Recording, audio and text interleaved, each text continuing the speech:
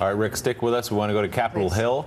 Senator from Kentucky, member of the Foreign Relations Committee, Rand Paul. Senator, good morning. Good to see you. Good morning. We are going to get to health care in just a moment, but first want to get your reaction to the words Senator John McCain had for you from the Senate floor yesterday. Let's listen.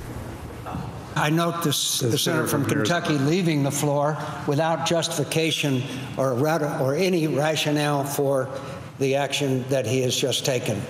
That is really remarkable, that a senator blocking a treaty that is supported by the overwhelming number, perhaps 98 at least, of his colleagues, would come to the floor and object and walk away. And walk away. The only conclusion you can draw when he walks away is he has no argument to be made. He has no justification for his objection to having a small nation be part of NATO that is under assault from the Russians. So I repeat again, the senator from Kentucky is now working for Vladimir Putin. So, Senator, a little context around that. The vote was around putting Montenegro into NATO. What's your reaction to Senator McCain's characterization of your objection? Well, you know, I think he makes a really, really strong case, you know, for term limits. I think maybe he's past his prime. I think maybe he's gotten a little bit unhinged. I do think that when we talk about NATO, there can be a rational discussion about the pros and cons of expanding it. We currently have troops, combat troops, in about 6 nations. We have troops actively just stationed in probably a couple dozen others. We have a $20 trillion debt. And one of my favorite articles of the last couple years was one that talked about the angry McCains. And if we put active troops and got involved in combat where McCain wants us to be, they put a little angry McCain on the globe, on the map, and it's virtually everywhere. So his foreign policy is something that would greatly endanger the United States, greatly overextend us, and there has to be the thought whether or not it's in our national interest to pledge to get involved with war if Montenegro has an altercation with anyone. There's also another argument, is that when you ask the people of Montenegro, only about 40% or slightly less are actually in favor of this. They are close to Russia. They're close to being sort of like Ukraine in the transition from Europe to Asia. Perhaps it would be good to be like Switzerland and be more neutral and trade with both. So there's a lot of considerations, but to call someone somehow an enemy of the state or a traitor might be considered by most reasonable people to be a little over the top. Well, Senator, you just called John McCain unhinged. You said he was past his prime. Why do you think so many other senators have voted in favor of this measure if it's so crazy? I think that there is a bipartisan consensus that's incorrect that we should have the whole world in NATO. For example, if we had Ukraine and Georgia in NATO, and this is something McCain and the other neocons have advocated for, we would be at war now because Russia has invaded both of them.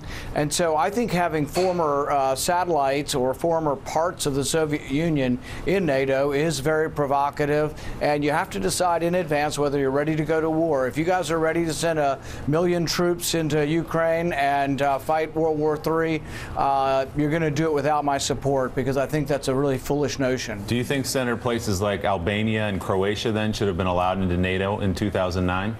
I think it's a real debate how big NATO should be and whether or not it's been more provocative than good.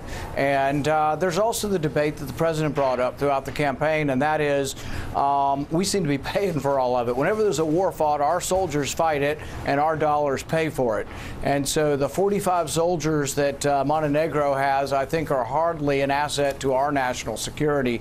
And really, our decisions need to be about our national security. And so I just don't think it enhances our national security to have Montenegro part of NATO.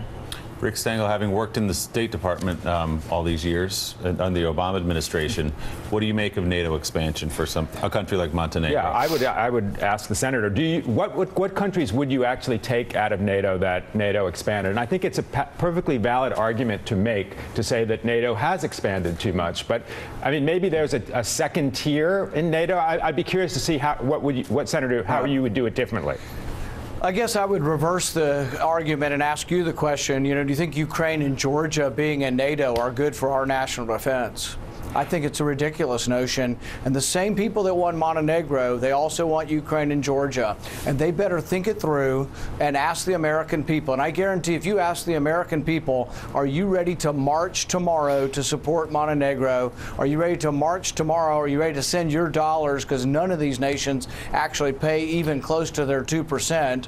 Are you ready to fight and die for Montenegro, Ukraine, Georgia? I think the people really, I think if we're asked for that question, I think you'd find that many more would side with me than with the so-called bipartisan consensus up here that has spent us into oblivion and obligated us to fight everyone else's war. Senator, I'd say there's a little bit of a false choice there in terms of comparing Montenegro to Ukraine. Ukraine is a country the size of France in the middle of Europe. There are many, many Ukrainian Americans. There are people who would actually fight and die for Ukraine in America, but might not do so for Montenegro. And I would not prevent anybody from volunteering to fight in a war in Ukraine. I would not conscript or send our soldiers there. I don't think it's in U.S. national interest to have our soldiers in there and say that this is our war. And yes, the same people who want Montenegro, this is not the same battle, but it's the same people. And we have not yet had the battle. We've had some battles, and probably I was the one who unilaterally stopped them from rushing Georgia in a couple years ago. And I look at that as that maybe I've saved thousands of Americans' lives from being lost in a country that is of no national security interest to the United States. Okay, Senator Paul, can we turn to health care? And speaking, Gladly. speaking as both a physician yourself and as a senator, when you look at what the debate that is going on in the House and the White House's efforts to push through the Republican plan in the House, how much does that plan have to change, do you think, to get through the Senate? Yeah, I think there's a lot of Republican unity. There's a lot of agreement on repeal. In fact, it's one of the things that's brought us together more than any other issue over the last 6 years.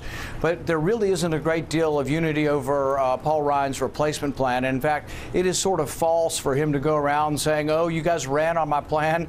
The heck we did. We've been running on repeal, Paul, for years and years, but nobody was running on, oh, we'll give you half as many subsidies, half as many taxes, and instead of paying the individual mandate to the government, you have to pay it to the insurance company. None of us ran on that. No conservative is for his plan.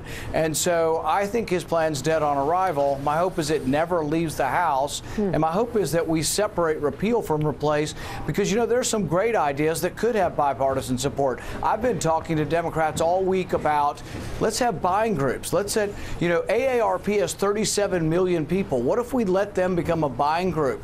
Can you imagine the leverage they would have with insurance companies to force prices down?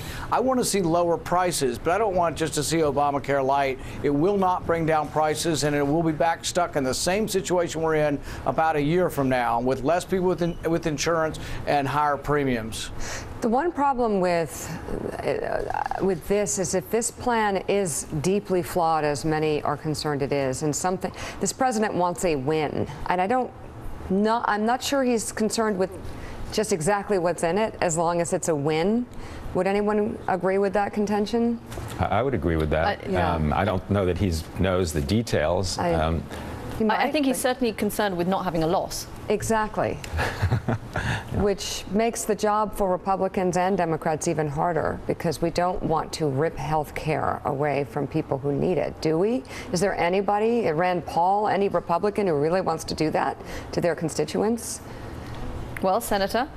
Well, I think that in order to understand how to fix something, you have to understand what's wrong with the current system. What's wrong with the current system is mostly in the individual market. Group insurance is largely working okay in a country. But if you are a plumber or a pest control business and it's you and your spouse, you are worried that you'll get sick, and you're worried that your rates are going up, and your rates are going up dramatically because we have one fundamental thing that's part of Obamacare that doesn't work. It says that you can get insurance after you're sick. If you say that, you have to force healthy people to get in because they don't want to get in. So you beat them over the head with an individual mandate. But that wasn't enough and didn't work. So the premiums are skyrocketing. If you keep that mandate, but you get rid of the individual mandate, but you keep the mandate that says you can buy insurance after you're sick, it will not work. Everybody's writing it. On the left, you got Krugman saying it. From the center or the right, you got Megan McArdle and others saying this, that it does not work. Insurance premiums will still go through the roof if we keep that fundamental premise. But there is a way to protect people. And the way I would protect people is by letting every individual join a group. When you're in group insurance, you're protected against pre-existing conditions, but you also get the leverage of lower prices.